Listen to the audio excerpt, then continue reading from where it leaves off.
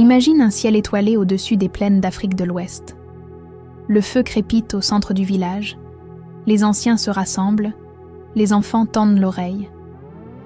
Et soudain, une voix grave s'élève pour raconter l'histoire de celui qui se cache dans l'ombre, mais qui tire les ficelles du monde.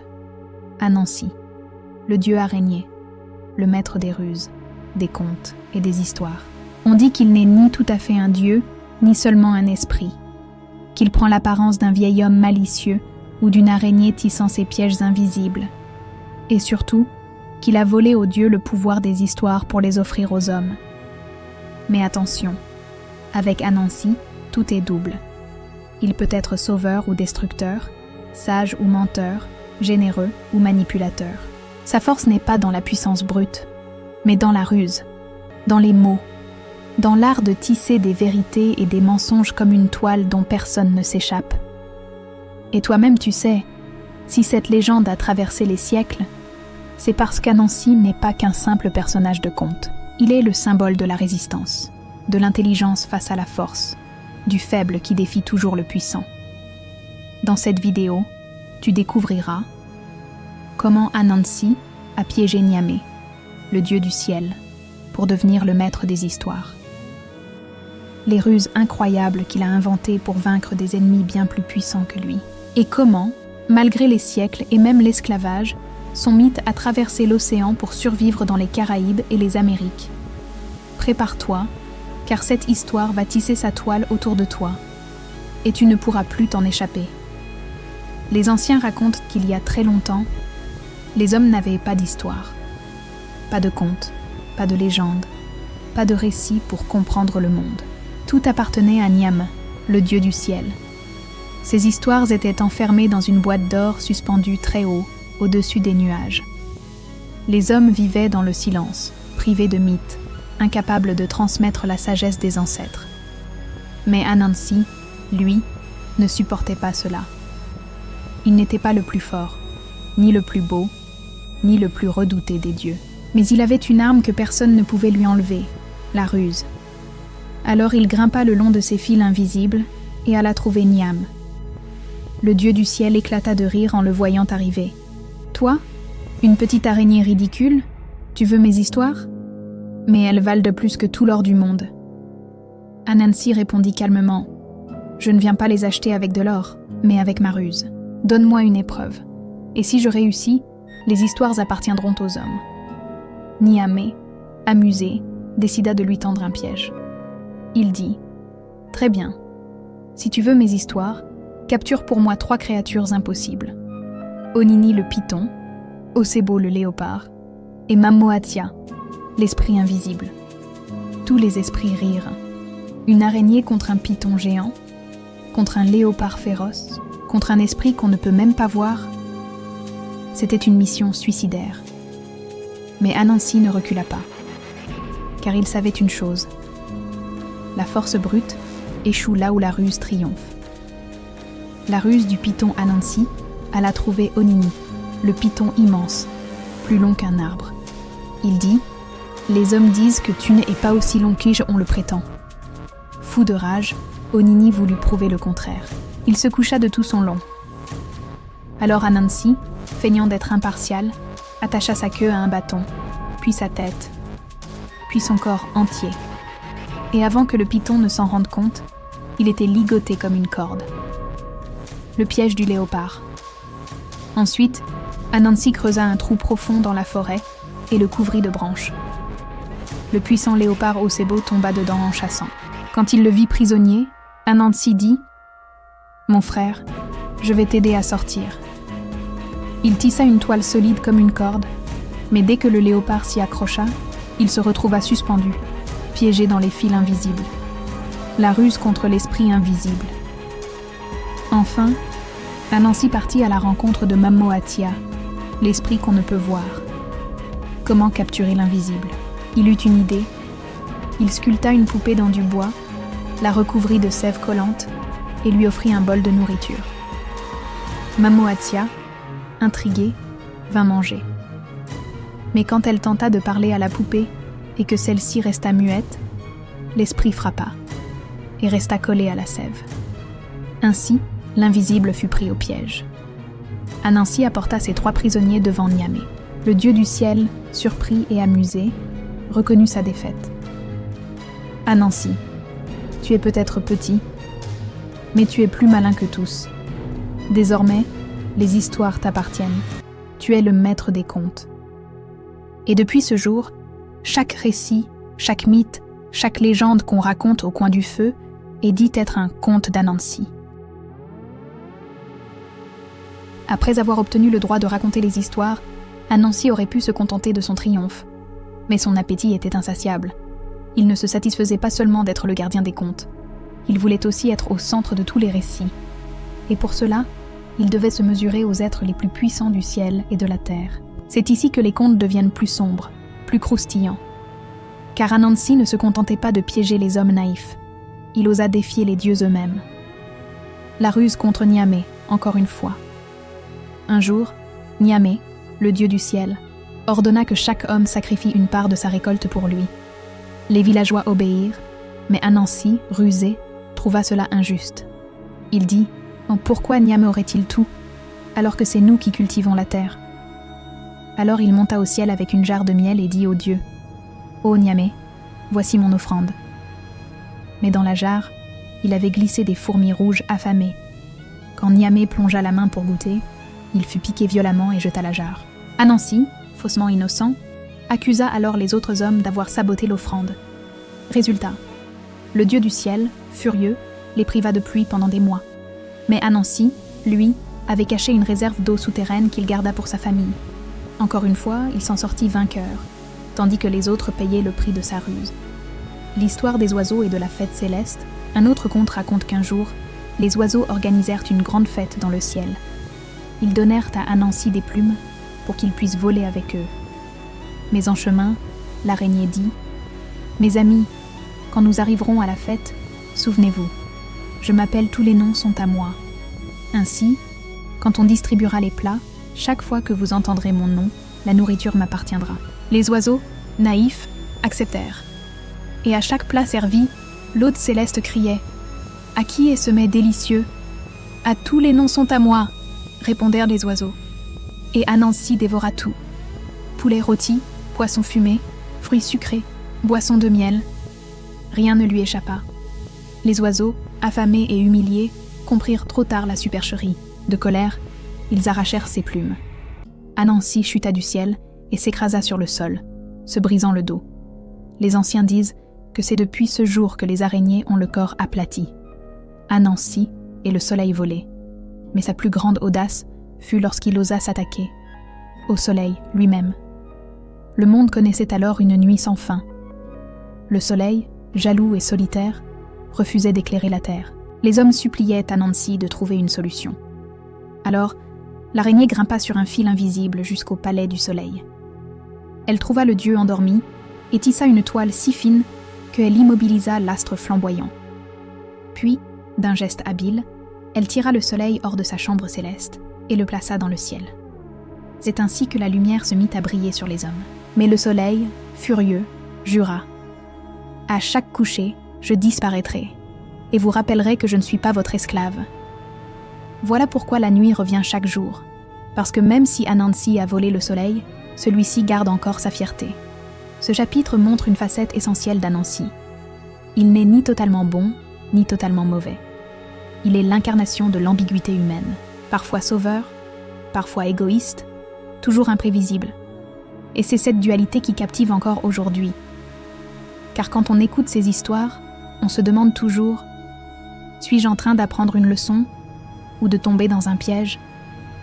Mais ce n'est que le début, car dans les chapitres suivants, Anansi va affronter des forces encore plus redoutables, la mort elle-même et même les limites de sa propre ruse.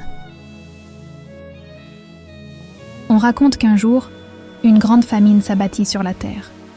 Les champs étaient secs, les rivières asséchées. Les hommes, les femmes, même les enfants, dépérissèrent de faim. Mais Anansi, comme toujours, avait un plan. Il savait que la mort vivait au bord d'une grande caverne et qu'elle gardait un grenier rempli de vivres récoltés auprès des âmes défuntes. Alors, l'araignée dit « Pourquoi mourir de faim quand il suffit de voler la mort elle-même ?» Anansi fabriqua un tambour magique avec des fils de sa propre toile. Puis il se rendit à la caverne et se mit à jouer une mélodie envoûtante. La mort, intriguée, sortit de son antre. Elle demanda « Qui ose troubler mon silence ?» Anansi répondit, faussement humble « Grande dame, je ne viens pas voler, je viens jouer pour vous. Écoutez ce rythme, il apaisera vos ténèbres. » La mort, flattée, accepta. Et plus il jouait, plus elle se balançait, hypnotisée. Alors, d'un pas discret, Anansi entra dans le grenier et emporta un sac de maïs. Chaque soir, il répétait la ruse, tambour, danse, vol. Et chaque matin, il nourrissait sa famille en secret, tandis que le village continuait de souffrir. Mais un jour, un enfant curieux suivit Anansi. Il vit l'araignée jouer pour la mort et dérober les vivres. Le lendemain, il raconta tout au village. Les anciens, furieux, exigèrent qu'Anansi partage son butin. Mais l'araignée avare refusa. Alors, ils décidèrent de le suivre tous ensemble. Cette fois, quand Anansi joua du tambour, la mort remarqua que des dizaines d'yeux l'observaient derrière les buissons. Elle comprit la supercherie. Ses yeux devinrent deux puits sans fond. Sa voix résonna comme un tonnerre. On peut tromper les hommes, mais on ne trompe pas la mort. Anansi lâcha son tambour et s'enfuit, filant entre les arbres, grimpant aux branches, tissant des toiles pour ralentir sa poursuivante. Mais la mort avançait sans se presser, implacable, car elle savait qu'aucune créature ne pouvait vraiment lui échapper. Finalement, Anansi réussit à se réfugier dans une calebasse vide, suspendue au-dessus d'un feu. La mort s'arrêta, sourit et dit « Soit, tu veux vivre, alors vis, mais sache que désormais, toi et tes enfants, vous serez condamnés à vous cacher. »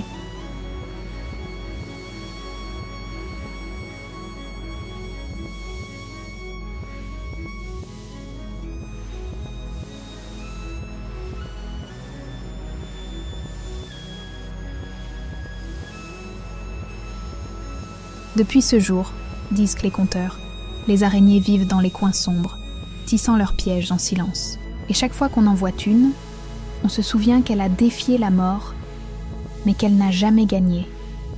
Car même Anansi, le maître des ruses, a dû plier devant elle. Ce récit n'est pas seulement une légende pour effrayer les enfants. Il rappelle que l'avidité et l'égoïsme peuvent nourrir une famille un temps, mais qu'ils attirent toujours le regard de la mort. Et surtout, peu importe nos ruses, nos richesses, nos mensonges, la mort finit toujours par trouver son chemin. Mais attends, ce n'est pas la fin. Car si Anansi a perdu face à la mort, il n'a pas dit son dernier mot. Dans les chapitres suivants, il trouvera de nouvelles ruses pour prouver que, même humilié, il peut toujours retourner le destin à son avantage.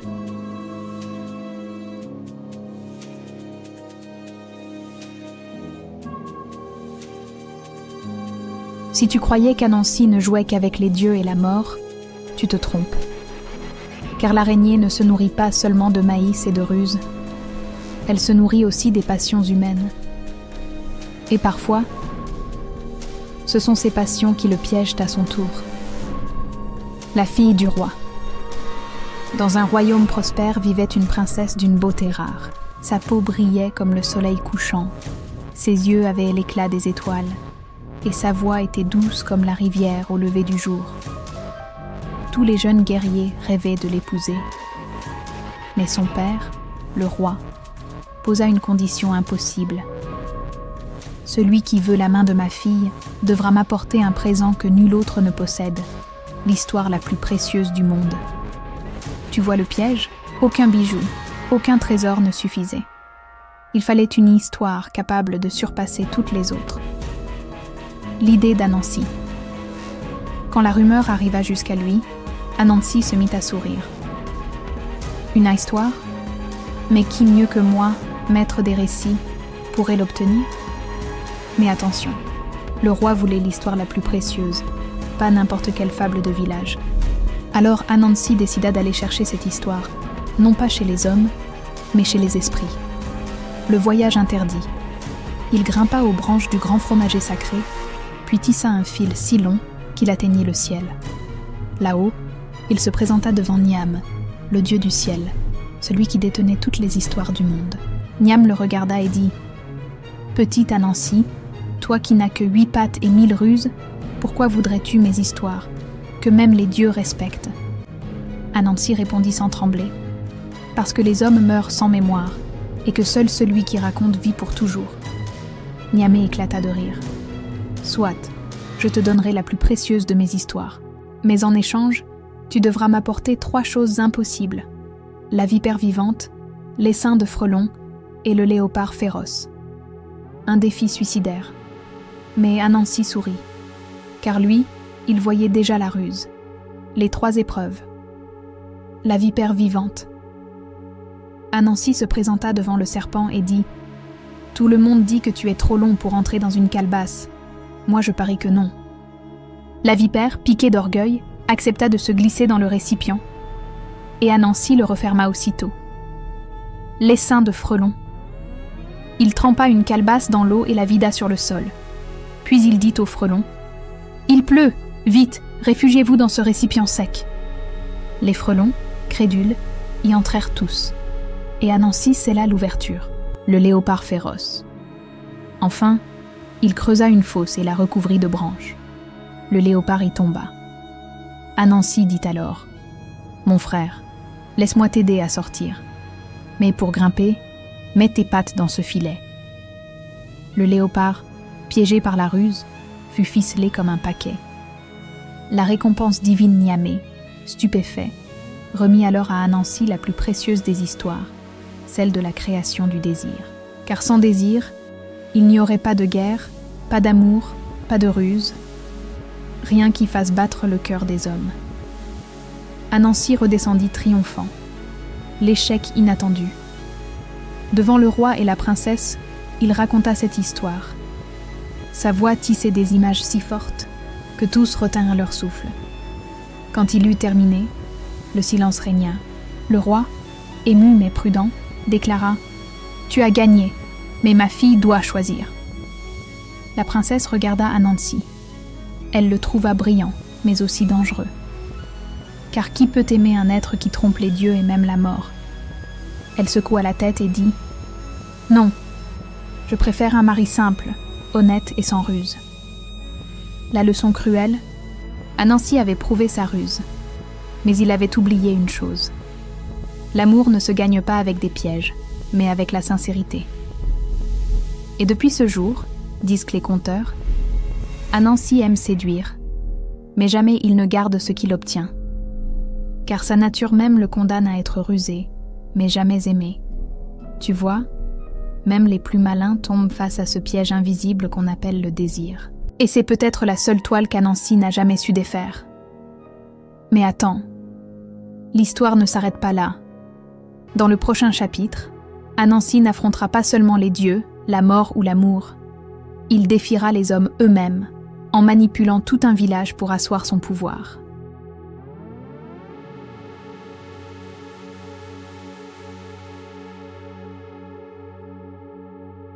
On raconte qu'Anansi, fatigué de jouer avec les dieux et les esprits, décida un jour de s'amuser avec les hommes. Et quoi de plus amusant que de manipuler tout un village? Une nuit étrange.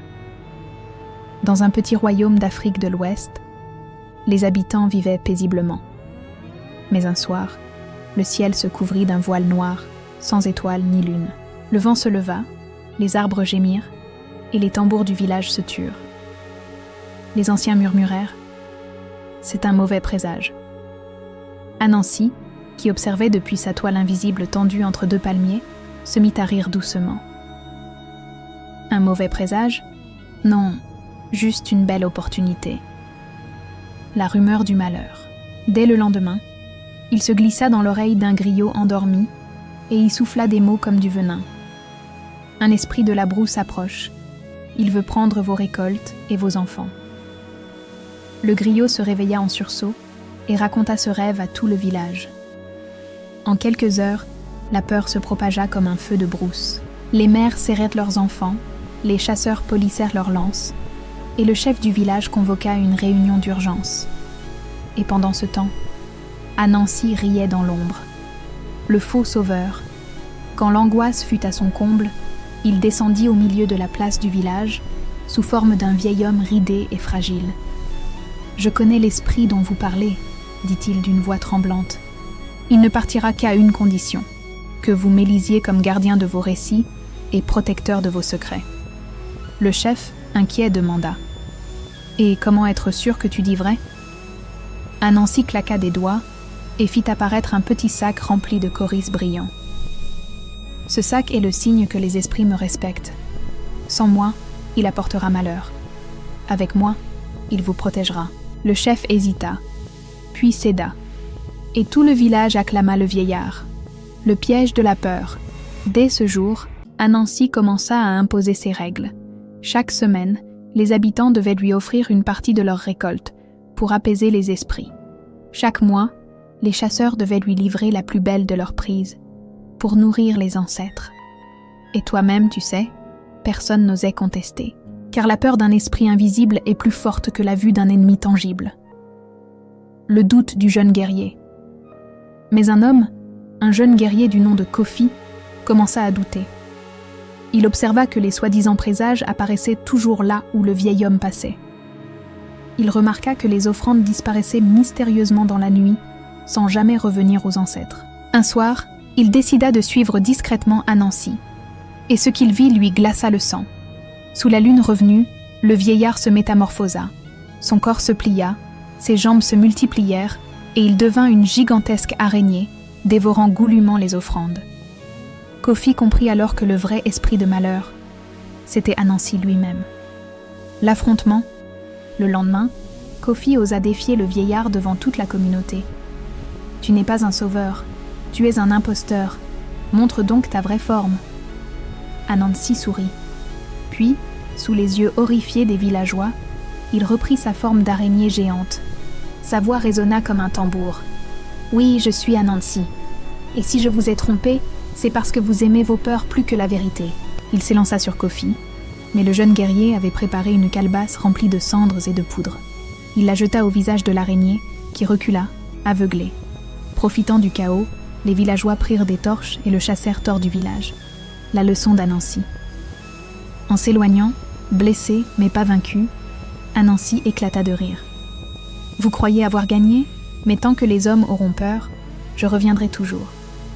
Car je ne suis pas seulement une araignée, je suis la toile invisible que vous tissez vous-même chaque fois que vous croyez à une rumeur. » Et depuis ce jour, les anciens disent « Quand une peur traverse un village, méfie-toi, car Anansi n'est jamais loin. » Mais attends, l'histoire ne s'arrête pas là. Dans le prochain chapitre, Anansi ira encore plus loin. Il décidera de défier non plus un village, mais le temps lui-même, en cherchant à échapper à son propre destin.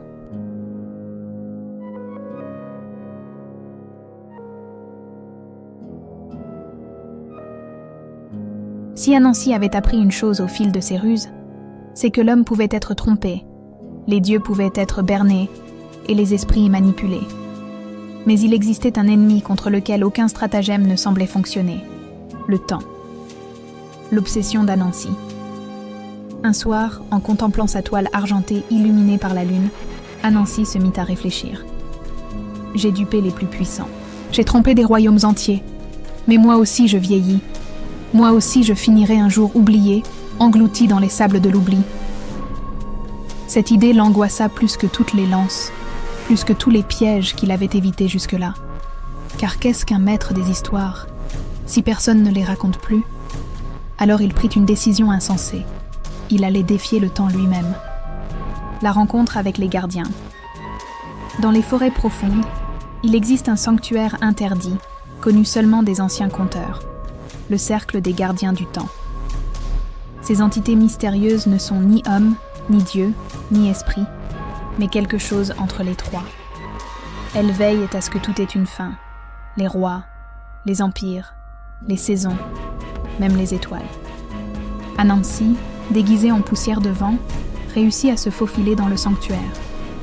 Il observa les gardiens, silhouettes couvertes de masques d'ivoire et de sable mouvant, qui tissaient une immense tapisserie, celle du destin de toute chose. « Voilà donc la toile qui gouverne la mienne », murmura Anansi, fasciné. le vol du fil interdit. Comme à son habitude, il ne put résister à la tentation. Il rampa discrètement et arracha un fil doré de la grande tapisserie. Mais à l'instant où il le fit, le monde entier frémit. Les tambours se turent dans les villages, les fleuves changèrent de cours, et même les étoiles semblèrent cligner des yeux, surprises. Les gardiens se retournèrent d'un seul mouvement, et leur voix résonna comme 1000 échos. Qui ose troubler la toile du temps? Anansi, avec son sourire rusé, déclara « Moi, Anansi, maître des histoires, et désormais, maître de mon destin. » Le chaos se déchaîne. À partir de ce moment, tout devint instable. Des vieillards retrouvèrent la jeunesse. Des enfants grandirent en une seule nuit. Des royaumes florissants tombèrent en poussière en quelques jours, tandis que des ruines anciennes renaissaient soudain intactes. Les hommes criaient à la malédiction. Les dieux eux-mêmes s'agitaient, car leurs temples disparaissaient, puis réapparaissaient sans logique. Et dans ce chaos, Anansi riait, car pour la première fois, il n'était plus prisonnier du temps. Mais à quel prix? Peu à peu, cependant, il découvrit une vérité amère. Certes, il ne vieillissait plus, mais il n'appartenait plus non plus à aucun monde. Les hommes ne pouvaient plus le voir, sauf dans leurs cauchemars.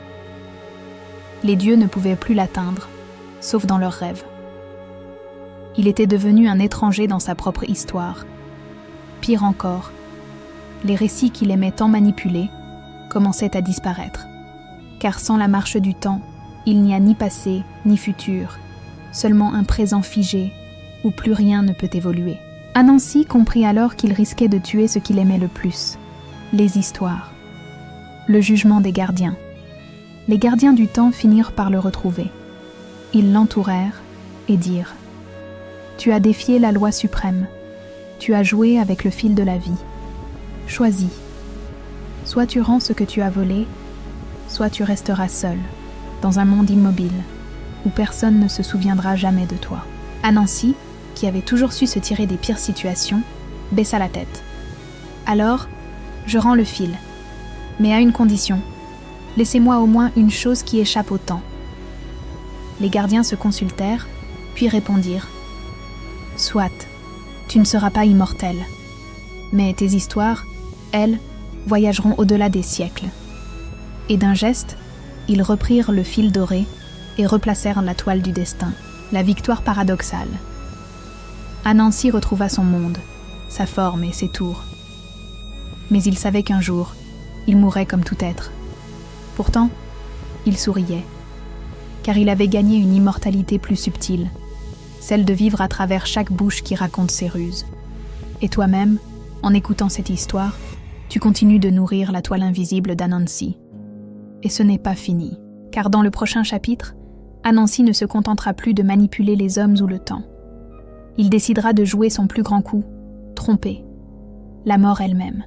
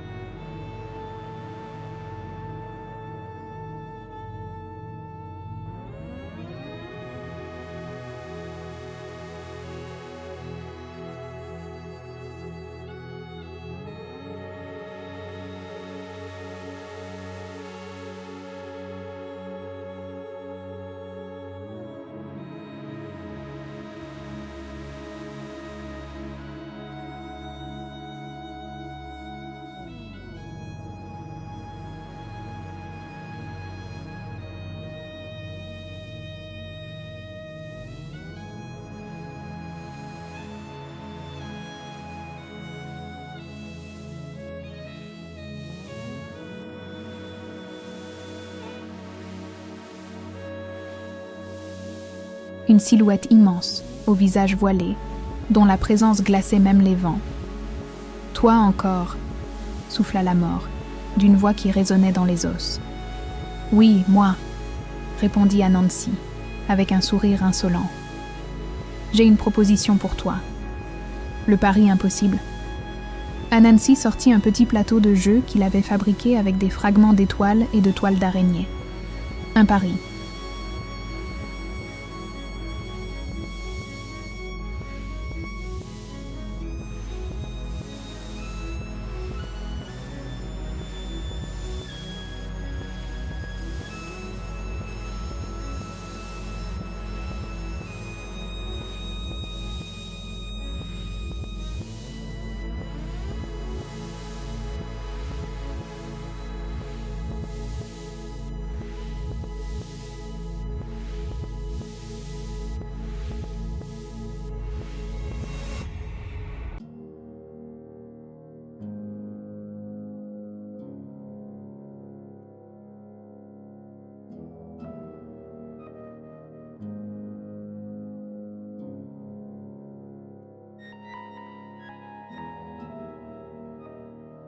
Il baissa la tête, soupira et laissa volontairement la mort croire qu'elle l'avait acculé.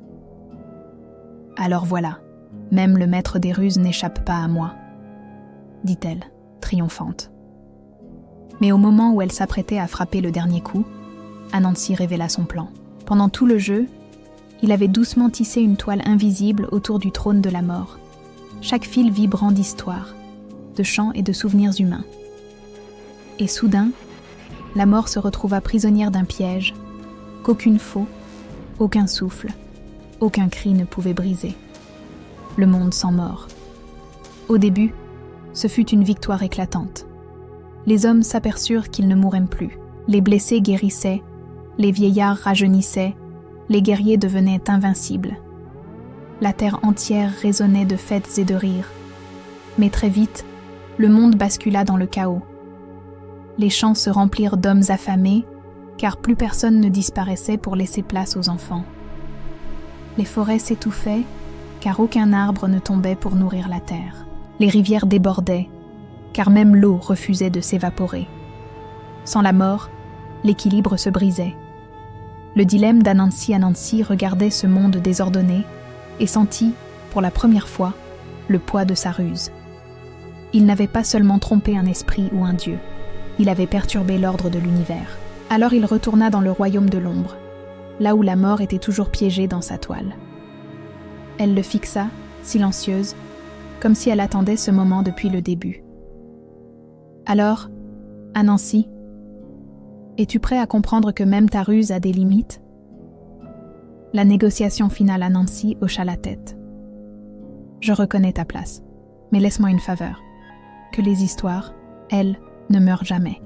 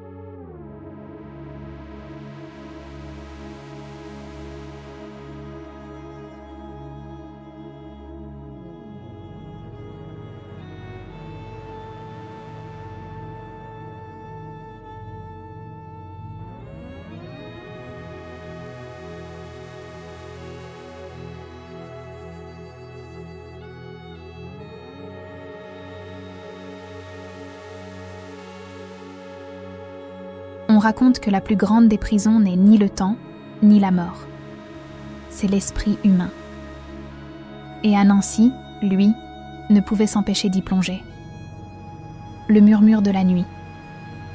Un soir, alors qu'il se reposait dans sa toile, Anansi entendit un chant.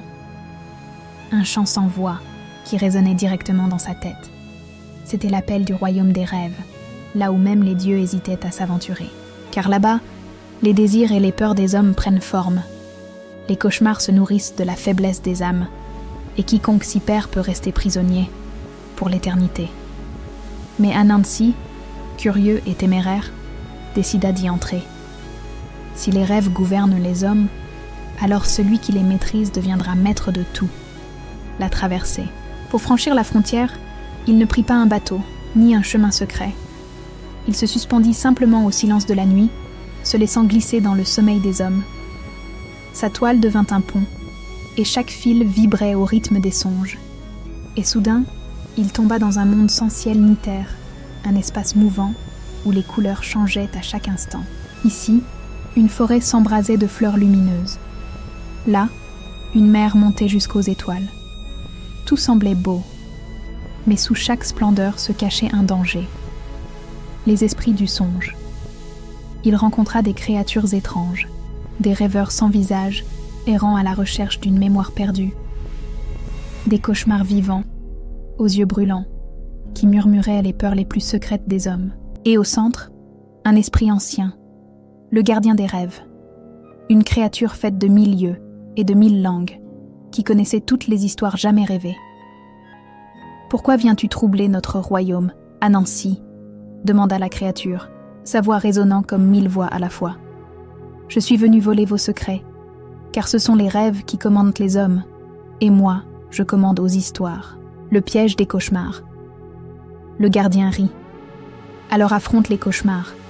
Si tu les maîtrises, tu pourras emporter nos secrets. Mais si tu échoues, tu deviendras toi-même un rêve oublié. » Aussitôt, des ombres jaillirent. Elles prirent la forme de ses propres peurs. Son image, fragile, écrasée par des dieux moqueurs. Une toile brisée que plus personne n'écoutait. Et pire encore, le silence. L'oubli, car pour Anansi, la plus grande peur n'était pas la mort, ni la douleur. C'était qu'on cesse de raconter son nom. La ruse dans le rêve. Mais Anansi, même au bord du gouffre, resta fidèle à lui-même. Il fit ce qu'il faisait toujours. Il inventa une histoire. Il raconta au cauchemar une fable si puissante, si envoûtante, qu'ils s'arrêtèrent pour l'écouter. Une fable où il les transformait en héros, où leur terreur devenait gloire, où leur noirceur devenait beauté. Et à force d'écouter, les cauchemars oublièrent de l'attaquer. Ils s'endormirent dans sa toile d'histoire, prisonniers de leur propre récit. Le secret volé. Alors, Anansi s'avança vers le gardien. « Tu vois, même vos cauchemars ne résistent pas au pouvoir des histoires. Maintenant, dis-moi vos secrets. » Le gardien, contraint, souffla la vérité. Les rêves sont les fils invisibles qui relient les hommes. Celui qui les manipule contrôle leurs désirs, leurs peurs, leurs mémoires. Mais prends garde, celui qui tisse trop de rêves finit par s'y perdre lui-même. Anansi sourit. Il savait qu'il tenait là une arme plus puissante que n'importe quel trésor. Le prix à payer. Mais au moment de repartir, il sentit une main glacée le retenir. C'était l'un des rêveurs sans visage. « Anansi, chaque secret volé a un prix. Tu as lié ton nom au cauchemar. Tant qu'ils existeront, toi aussi tu existeras. Mais si un jour les hommes cessent de rêver, tu disparaîtras. » Anansi ne répondit pas. Il savait que ce danger existait, mais il préféra le risquer. Car qu'est-ce qu'une vie sans histoire, le maître des songes? Depuis ce jour, on raconte qu'Anansi ne tisse pas seulement les récits du monde éveillé. Il voyage aussi dans nos rêves, glissant des contes dans nos cauchemars, transformant nos peurs en fables, nos désirs en paraboles. Et parfois, quand tu rêves d'une araignée au plafond ou d'un fil qui traverse ton sommeil, c'est lui, toujours là, dans l'ombre, maître des histoires, maître des rêves. Mais attention, Dans le prochain chapitre, Anansi ne jouera plus seulement avec les hommes, les dieux ou les rêves. Il affrontera son plus grand ennemi, lui-même, car le jour viendra où la toile qu'il a tissée se retournera contre lui.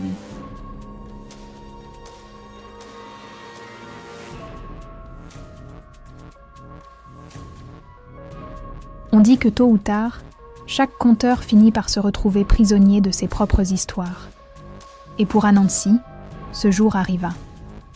Le miroir interdit. Un soir, au bord d'une rivière, il aperçut quelque chose d'étrange. L'eau, d'ordinaire claire, formait un miroir parfait. Et dans ce miroir, Anansi vit son propre reflet, mais différent. Là, devant lui, se tenait une autre araignée. Ses yeux brillaient d'une lueur froide. Son sourire n'était pas rusé, mais cruel. C'était Anansi, l'ombre, son double, né de tous les mensonges, les trahisons et les ruses qu'il avait accumulées. Tu racontes des histoires pour dominer les hommes. Mais moi, je suis l'histoire que tu ne peux pas contrôler, dit l'ombre. La toile contre elle-même. Anansi comprit que ce combat serait différent de tous les autres. Car on ne peut pas tromper son propre reflet. L'ombre lança des fils noirs, plus résistants que le fer, qui s'enroulèrent autour de lui. Chaque fil était un mensonge qu'il avait raconté. Chaque nœud, une promesse brisée. Et plus Anansi luttait, plus la toile de l'ombre se resserrait. Pour la première fois, le maître des histoires se retrouva pris au piège de ses propres récits, les souvenirs jugés. Alors, l'ombre fit apparaître des visions. Chaque visage trahi, chaque victime de ses ruses, chaque dieu humilié par ses tours revenait le hanter. Le fermier à qui il avait volé la récolte, la tortue qu'il avait laissé mourir de faim. Même Niam, le dieu céleste, qu'il avait dupé pour obtenir les histoires. Tous se mirent à parler en chœur. Anansi, tes ruses t'ont servi, mais elles t'ont aussi condamné. Sans vérité, que vaut ton nom? Le pari ultime. Mais Anansi, fidèle à lui-même, refusa d'abandonner. Il savait qu'il ne pouvait pas battre l'ombre par la force. Alors il fit ce qu'il faisait toujours. Il raconta une histoire. Une histoire dans laquelle l'ombre n'était pas son ennemi, mais son frère. Une histoire où chaque mensonge n'était pas une faute, mais une leçon. Une histoire où même les trahisons devenaient nécessaires pour faire grandir les hommes. L'ombre hésita, car en écoutant cette histoire, il se reconnaissait. Et peu à peu, ses fils noirs commencèrent à se détendre. L'ultime vérité, Anansi comprit alors que le seul moyen de vaincre son double n'était pas de l'effacer, mais de l'accepter. Tu es moi. Je suis toi. Sans toi, je ne serais qu'un conte creux. Mais sans moi, tu ne serais qu'une ombre oubliée. Et à ces mots, l'ombre éclata en 1000 fils noirs qui se tissèrent autour d'Anansi, fusionnant avec lui. Il n'était plus seulement le maître des ruses. Il était désormais le maître de la lumière et de l'ombre. Le prix de l'équilibre. Depuis ce jour, Anansi ne raconta plus jamais une histoire de la même manière. Ses contes devinrent plus profonds, plus ambigus. Car il avait appris que toute vérité cache un mensonge, et que tout mensonge révèle une vérité. Et c'est ainsi que naquit le paradoxe d'Anansi. Le conteur qui trompe pour enseigner, le menteur qui révèle des vérités, le héros et le traître, réunis en une seule toile. Conclusion dramatique. Voilà pourquoi, encore aujourd'hui, quand tu entends une histoire trop belle pour être vraie, ou trop étrange pour être fausse, c'est sans doute Anansi qui en tire les fils. Et toi, qu'en penses-tu? Anansi est-il un menteur dangereux, ou un sage déguisé en trompeur? Dis-le en commentaire, car tes mots prolongent la toile des histoires. Et surtout, si tu veux découvrir d'autres légendes interdites, d'autres dieux oubliés et d'autres vérités cachées, abonne-toi à la chaîne. Car chaque semaine, je t'emmènerai dans un voyage où le mystère et l'histoire se rencontrent. Fin de la légende d'Anansi. Mais pas de son écho, car tant qu'il y aura des histoires à raconter, quelque part, dans l'ombre, il sera là.